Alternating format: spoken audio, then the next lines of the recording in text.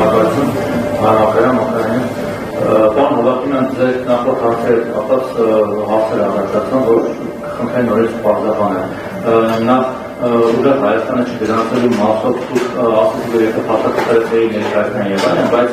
այս բանին արդեն այսպես նախադրյալներ են ստեղծում, որ դեպի օրենքի որոշակի կետերի հողում անելով եկուս ձեր միջոցով դիմեն դատարան եւ չգրանցեն, այլ մենք դա ենք ուզում հասկանալ, թե որ պայմաններում է հնարավոր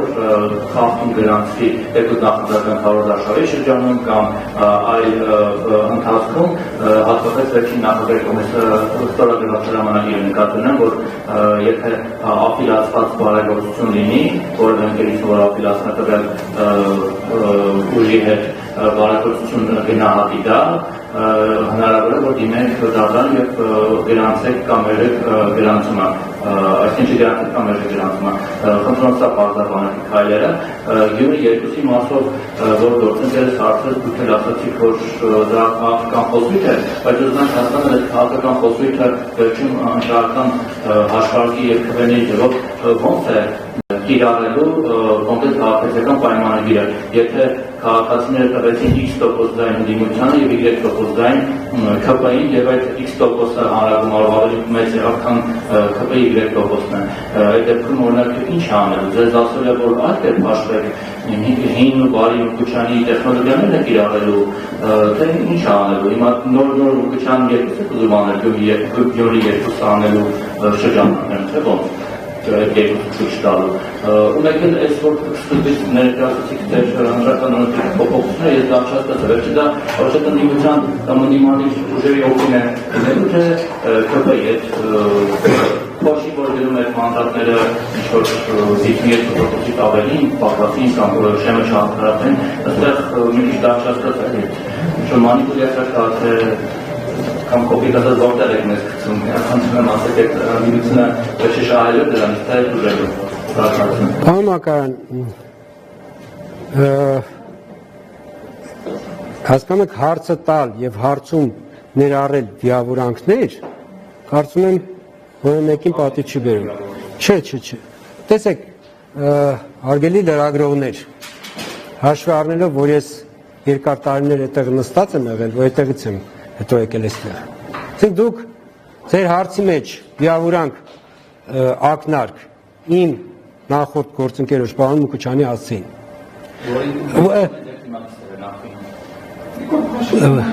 Պարոն Մակարյան, քաղաքական գործիչների ով ինչ է ասել, հիմա դուք այստեղ հարց եք ընչեցնում, ձեր հարցում եք դա դնում, դուք եթե դուք ազգային ժողովի ամբիոնից որպես կամ այլ վայրում քաղաքական հայտարարություն, դուք հարց եք ընչեցնում, ոնց որ թե քաղաքական հայտարարություն չէ, ես ասում եմ, որ հարցում վիավորանք հնչեցնել իմ նախորդ գործընկերոջ հասցեին, մի հատ էլ այդ վիավորանքը փաթեթավորել եւ վերագրել օրինակ ինձ։ Դա հասկանում եք դուք կարող եք դա անել, որովհետև կա խոսքի ազատություն եւ դուք կարող եք վիավորանք հնչեցնել պետական պաշտոնյաների հասցեին, այդ թվում նախկին պաշտոնյաների, բայց դա կարծում եմ ճիշտ չի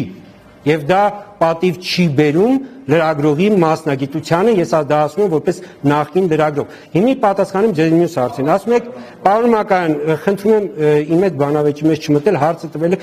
լսեք, ես հանգիստ լսում եմ ձեր հարցը, այդ թվում վիավորանքները։ Եվ դուք ասում եք չհասկացաք, ես կներեք, ես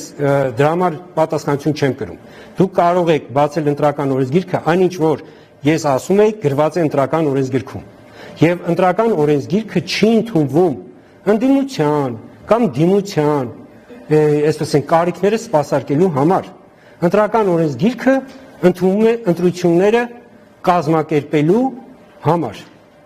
Եվ ընտրական այն ինչ որ ես ասացի, ընտրական օրենսգիրքում կարող եք բացել նորից եւ նորից ընթերցել, մի քանի անգամ վերընթերցել եւ ձեր հետեւությունները անել։ Դուք ասացիք քաղաքական ուժ, որին չգրանցել, չգիտեմ, հիմքեր, ես կրկնում եմ նորից, եւս մեկ անգամ, քաղաքական ուժերի գրանցումը կարգավորվում է ընտրական օրենսգրքով, չի կարգավորվում քաղաքական խոսույթով, չի կարգավորվում լրագրողի հնչեցրած հարցադրմամբ կամ որևէ, ասես ենք, հասարակական ակտիվություն ունեցող սուբյեկտի, ասես ենք, ներքին մտավախություններով։ Ընտրական օրենսգիրքը շատ հստակ է, թե ինչ է անհրաժեշտ քաղաքական ուժի,